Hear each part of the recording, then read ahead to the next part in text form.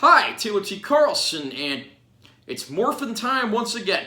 We're sticking with the Power Rangers franchise for this video because, like I said before, and have shown off in some previous videos, I've started buying a few of the new action figures that have come out in Hasbro's Lightning collection.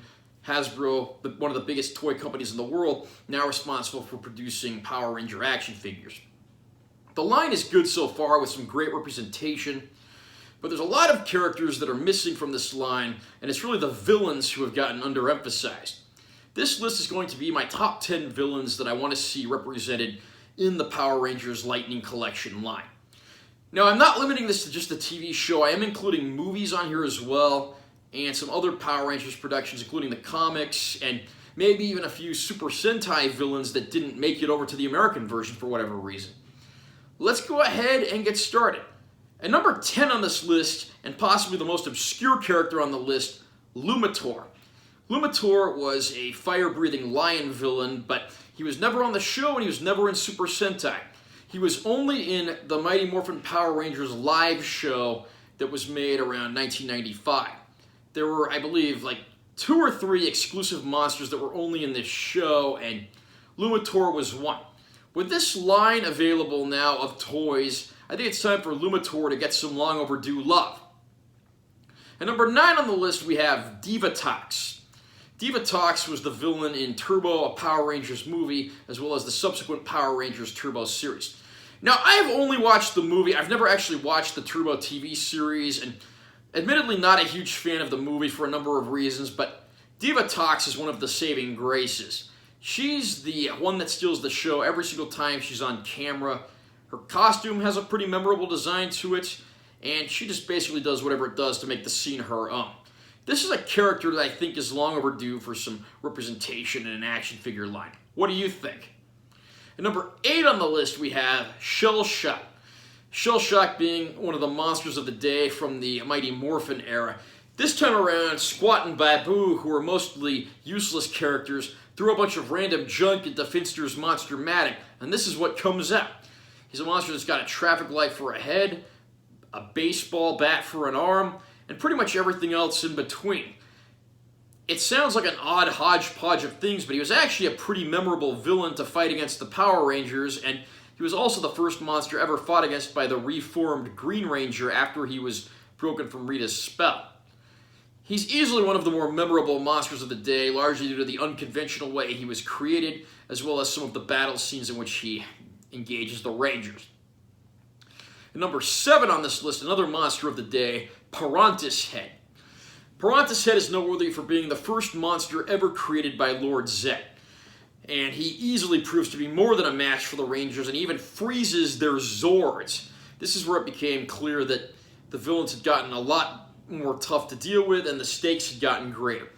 Ultimately, he's defeated because the Thunder Zords come into being, but there's never been a monster that really made things a whole lot more hopeless for the Rangers than this. In fact, the episode in which he appeared as the villain, the Mutiny, was the Season 2 premiere of the show, and at this point, Mighty Morphin Power Rangers was so popular, it premiered in prime time, which for a kid's show was unheard of. Pietros Head definitely deserves a place in this line of figures.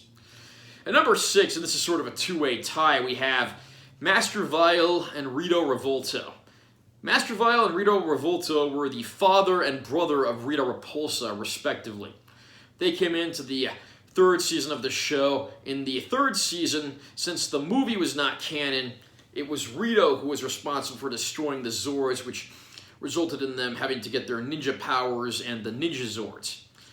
Master Vile, being the father of these two horribly evil beings, brought his own form of menace to the Power Ranger franchise, and unfortunately, I think he always kind of gets overlooked as a villain, but getting a full-quality action figure in this line would be a good way for him to go back to getting some of the credit that he deserves. At number 5 on the list, we have Rita Repulsa, as seen in the 2017 Power Rangers film, as portrayed by Elizabeth Banks. Now, again, I have kind of a hit-and-miss view of the 2017 movie, although I'd say I like it overall. The best thing about this movie is Elizabeth Banks as Rita. She actually starts off as Zordon's Green Ranger in the distant past, ultimately betraying the team for her own interest. And then she comes back as this just devilish, sexy, evil, threatening woman who becomes an impactful villain from the moment she first reappears on the scene. This version of Rita almost has more in common with Divatox than it does the Rita Repulsa from the television series, though that's not necessarily a bad thing. There could be two figures here. There could be an evil Green Ranger figure and Rita as she appears in the actual film after she's resurrected in modern times. Elizabeth Banks stole the show here, and it's a shame the movie didn't really get more credit because she was easily the best thing this film had going for her. And number 4 on the list, and this is also sort of a multi-way tie between multiple characters, the Machine Empire. These are the villains of the Power Rangers Zeo franchise, led by Queen Machina and King Mondo, as well as the rest of their family and group. Plus, they also have enemies like the Cogs, who are their version of Putty Patrollers, and Louis Kaboom, who comes along later. There's some definitely memorable characters here, and it's so sad to see that almost none of these characters really get their fair share as toys. I mean, there were toys of some of them back in the 90s, but come on, at least give us a King Mondo action figure in the Lightning Collection, because that's something I'd absolutely love to see. Even a Cog to go along with the Putty Patroller figures they've made would be a nice addition. But this is one line of figures where the Machine Empire needs to see some overdue love. Number 3 on the list, one of my all-time favorite monsters of the day, Pudgy Pig. Pudgy Pig looks like this goofy, giant pig monster, but he actually proved to be more than a match for the Rangers. He even ate their weapons. There was even a revised version of this character created from a real pig later in the first season of the show, but again, it's a character that I would love to see, get a proper deluxe style action figure. There was a 1990s action figure of the character that was pretty decent, but give him the Lightning Collection treatment. He's also noteworthy for being one of the first villains that's a monster of the day that appeared in original American footage and not just nothing but Sentai footage. Yeah, let's bring back Pudgy Pig and show this villain the love he needs. I think there's only 2 monsters of the day that have been represented in the Lightning Collection so far, those being Pumpkin Rapper and King Sphinx. And I think Pudgy Pig deserves a place alongside them. Number 2 on our list, I said that Lumator was probably the most obscure enemy on this list, but I may have lied. My number 2 pick is the Flowery Konichigumi. You're probably asking, who are they? And if you only watched Power Rangers, you wouldn't know. These were villains from the Kaku Ranger series that was largely adapted for Season 3, but the Konichigumi were not adapted. These were 5 Japanese women who were evil rangers.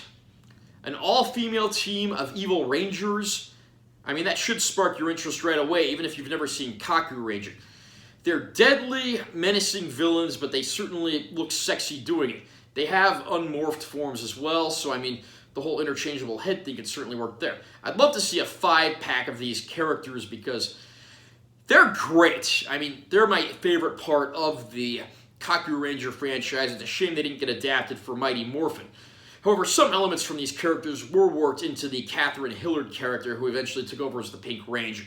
And my number 1 pick for a character that needs to be depicted in this line, who I don't believe has ever really gotten a proper action figure, Scorpina. Scorpina was one of the major evil space aliens. She did way more than Squat and Babu ever did. She was just as tough as Goldar, and she gave the Rangers a run for their money on more than one occasion. She's a beautiful character, but absolutely deadly, and she even changes shape into a scorpion monster when Rita makes her grow. I mean, with a few extra attached parts, I mean, you could easily make the Scorpina Scorpion version as well. I mean, I can't believe this character has been so underrepresented in toy lines because she's certainly one of my favorites, and I'd like to see her here represented in the Lightning Collection.